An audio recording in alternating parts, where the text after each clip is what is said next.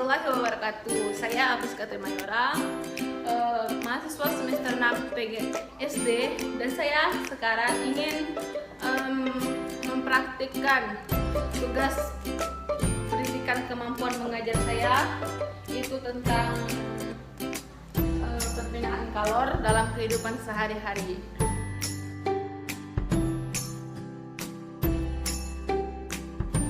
Assalamualaikum warahmatullahi wabarakatuh.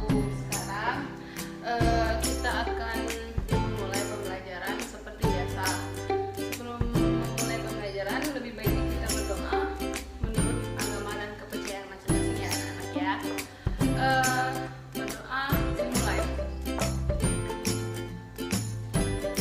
Berdoa selesai. Oke, selamat pagi anak-anak. Apa kabar kalian? Baik. Sekarang sebelum mulai pembelajaran, Ibu absen dulu ya. Ibu mengambil absen sebentar.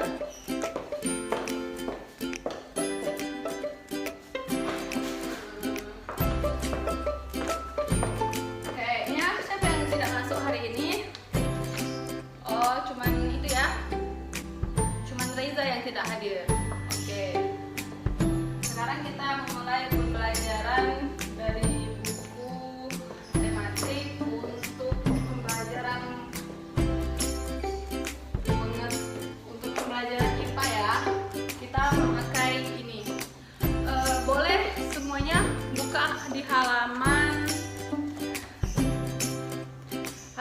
23 ya. Sudah semua? Sekarang sudah buka. Oke, baiklah, silakan Alia untuk membaca yang sumber kalor ya. Ya, silakan dibaca Alia. Yang lain menyimak ya anak-anak. Oke, udah Alia, terima kasih ya.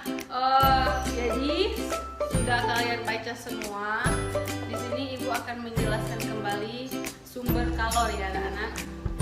Jadi kalor itu dapat pula disebut dengan panas. Panas adalah salah satu bentuk energi.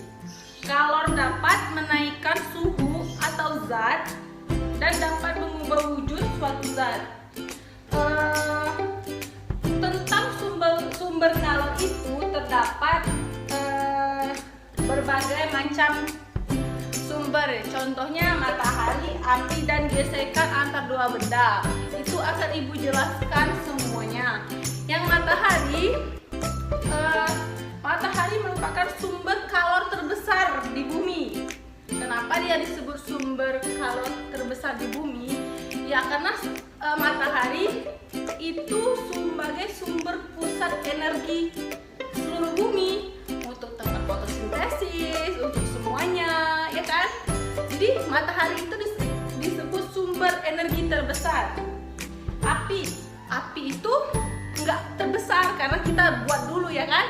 Kayak misalnya api unggun itu kita harus mencari dulu kayunya ya kan? Kita bakar. Dan kalor ketiga yaitu gesekan antar dua benda. Pada zaman dahulu sebelum adanya korek api, sebelum adanya yang lain, orang zaman dahulu itu menghidupkan api dengan menggesekkan kedua batu. Menggesekkan kedua batu, maka timbullah percikan api. Ya, timbullah percikan api. Jadi mereka membuat api dengan menggesekkan kedua batu. Begitu. Yang lain, ada yang ingin bertanya tentang kalor?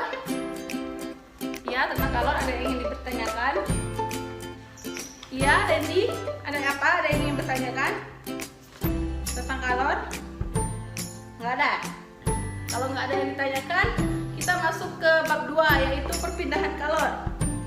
Perpindahan kalor itu gimana? Ada yang ingin tahu perpindahan kalor itu kayak gimana? Nggak ada ya?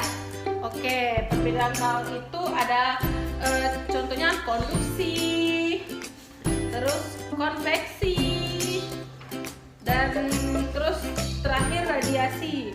Radiasi itu pancaran ya. Kita mulai dari konduksi dulu ya.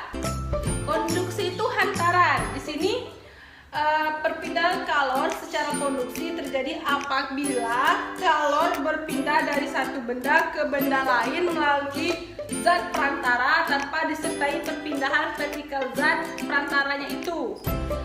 Contohnya perpindahan kalor itu terjadi di kehidupan sehari-hari. Contohnya kita buat teh ya kan, teh, kopi atau minuman panas. Terus kita aduk ya kan, aduk. Nah, setelah kita aduk itu kan panasnya nyatu ke sendok ya kan. Nah, itulah namanya perpindahan. Yang kedua, konveksi aliran. Itu terjadi kayak antara pada siang hari. Ya, kenapa pada siang hari daratan lebih panas daripada lautan? Itu karena udara di atas daratan itu ikut panas dan bergerak naik, diganti udara dari lautan, dan terjadilah angin laut. Begitu. Kalau radiasi itu pancaran ya, radiasi itu berpindah, kalor berpindah tanpa melalui zat perantara. Perpindahan kalor secara radiasi itu terjadi secara langsung. Contohnya kita upacara pagi itu kan kena matahari pagi ya kan. Kena matahari pagi, badan kita terasa lebih hangat kena matahari pagi. Itu jangan disalah ya anak-anak, matahari pagi itu sangat bagus untuk kesehatan. Itu merupakan vitamin D, ya, baik untuk tulang. Ya. Terus apalagi contohnya? Contoh pancaran radiasi itu.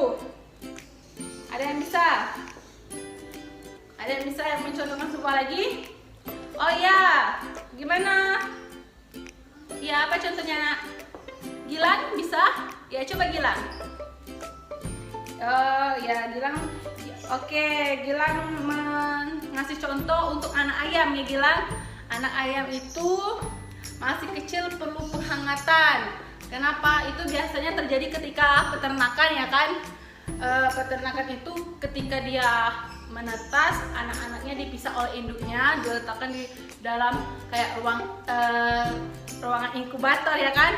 Itu kan lampu semua, itu biar hangat. Fungsi lampu itu biar hangat. Anak ayam tidak kedinginan dan jadi bisa besar anak ayam yang itu sendiri. Oke, sekarang kita bagi kelompok ya. Kita kelompoknya per baris aja. Ini baris 1, ini kelompok 1, kelompok 2, kelompok 3. Oke, kelompok 1 mengerjakan tugas di halaman 12 itu ABCD. Itu kan ada 5. Kita ambil 1 aja. Kelompok 1 nomor 1, kelompok 2 nomor 2, dan kelompok 3 nomor 3. Ibu kasih waktu 5 menit ya anak-anak. Sesudah 5 menit nanti itu kita bahas sama-sama. Oke, selamat mengerjakan. Sekarang ibu akan membuat kelompok ya.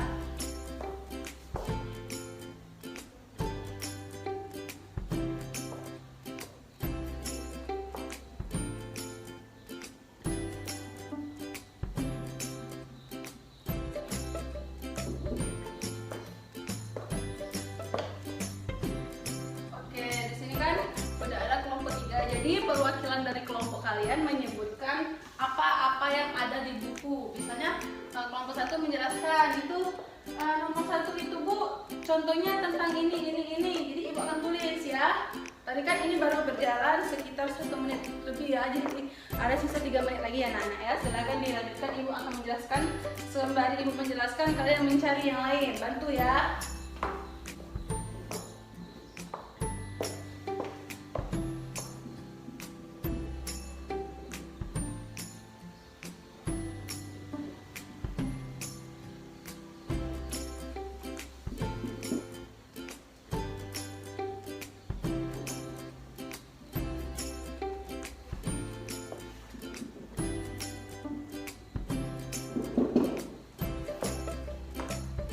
Oke, jadi perpindahan kalor dalam kehidupan sehari-hari itu kita sebelum mengetahui ya kan perpindahan kalor kehidupan sehari-hari, kita harus mengetahui apa itu kalor. Kalor adalah suatu bentuk energi ya. Apa itu tadi? Kalor merupakan menyebabkan panas suatu bentuk energi. Oke, tadi kan udah Ibu singgung bermacam-macam kalor itu ada konduksi, konveksi, dan radiasi. Tadi Ibu juga sudah membagikan kelompok untuk kalian berdiskusi. Yang kelompok 1 itu tentang soal konduksi, kelompok 2 tentang soal konveksi, dan kelompok 3 tentang soal radiasi. Itu minggu depan Ibu ambil ya. Tugas kalian mencari apa itu konduksi, konveksi, radiasi udah Ibu bagikan tadi. Kalian juga memberikan contoh dari masing-masing konduksi, konveksi, dan radiasi itu tersebut ya Nana. Jadi sampai di sini pertemuan kita dalam perpindahan kalor dalam kehidupan sehari-hari. Tugasnya Ibu mohon jangan lupa dibuat. Bekerja samalah dengan baik dan minggu depan Ibu ambil ya. Lebih dan kurang Ibu mohon maaf. Wabillahi taufiq wal hidayah. Wassalamualaikum warahmatullahi wabarakatuh. Ya, baiklah. Itu tadi penyampaian dari RPP saya, RPP 1112 tentang perpindahan kalor dalam kehidupan sehari-hari. Saya mengakui masih banyak kekurangan dalam video yang saya buat. Lebih dan kurang saya mohon maaf. Wabillahi taufiq wal hidayah. Wassalamualaikum warahmatullahi wabarakatuh.